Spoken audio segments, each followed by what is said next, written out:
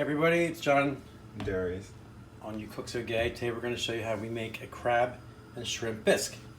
So we're first going to we're making a double batch because we like this soup and we're going to have some friends over. So we're going to start with 6 tablespoons of butter and then 4 tablespoons each of chopped spring onion or scallion and celery. I'm just going to saute this until it's translucent. Don't caramelize or burn them. I'm using my big Staub Dutch oven that Darius bought me for our first Christmas present, I think, we're together. All this year. All right, so we're going to put that in there.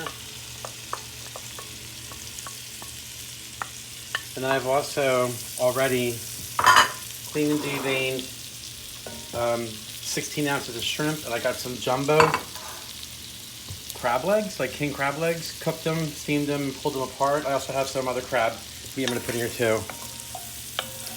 But this is a pretty simple recipe and you'll really wow your friends with it. What we're going to do is saute this and then we're going to add some flour to it to make a roux. And then we're going to thicken that with some milk and heavy cream. Then after we thicken that up, we're going to take I haven't decided yet, the emulsion blender or my Ninja, and we're going to pass this through so it gets all creamy and smooth. Because the only lumps I really want to have in this is the crab and the shrimp. I almost bought lobster this morning by mistake. They had a lot of lobster claws, which would have been equally as good. I mean, something like this you can put lobster on, crab, shrimp. I'm not sure if I would put like mussels or clams or things like that in it. That you can put in your paella. Your paella. So we're going to cook this. I'm going to put a little cracked pepper in it.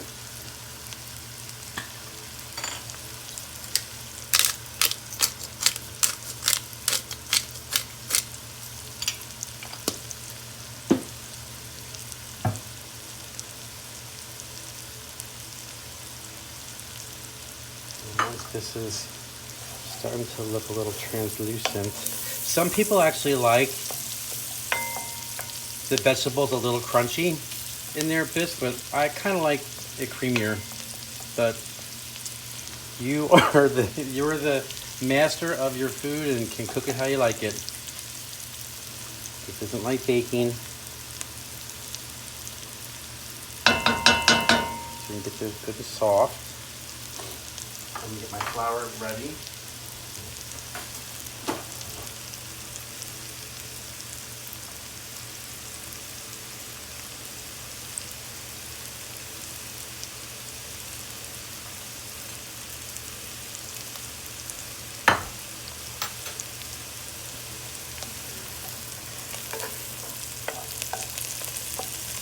It's starting to feel soft.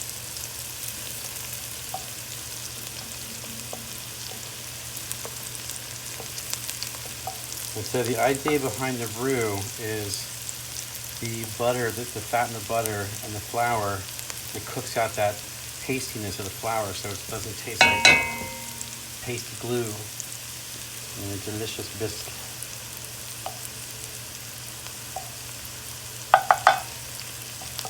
This would be good too if you use celery and shallots. I wouldn't recommend garlic or onions.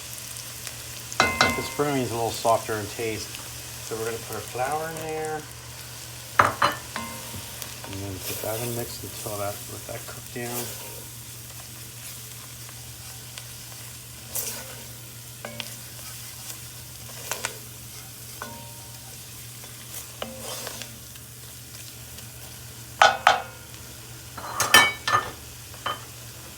To that we're going to add 5 cups of milk.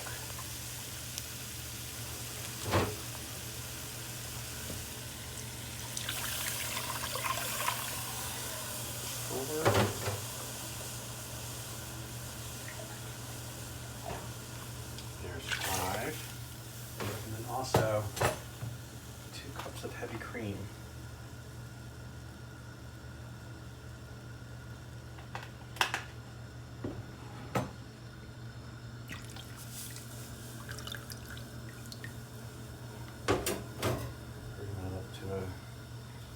to kind of clean as I go along.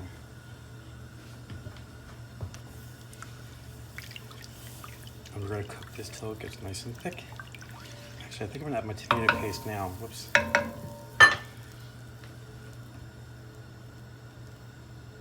2 tablespoons of tomato paste.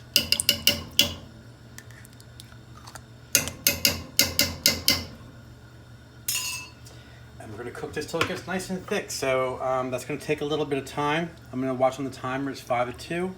And we'll be back and show you when it's thick enough. Bye-bye.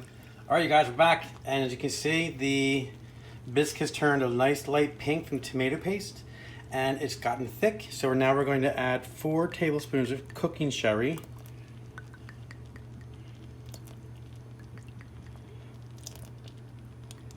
Now, you can get this at the grocery store. It's in your salad dressing aisle, like near the salad dressings and olive oils. I'm going to give that a stir. And then to that, we're going to add the shrimp, which I cut in half, so they're a better size to fit on the spoon.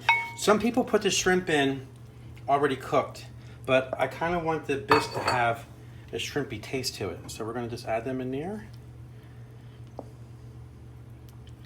and let them simmer. Oh my God, it smells like the professional restaurant quality.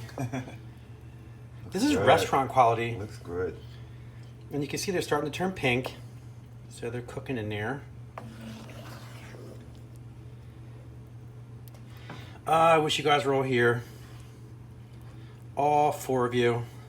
Hey, if you think about it, you can share this video with your friends on their Facebook pages so we can get some likes and maybe do more videos. Because we really love cooking.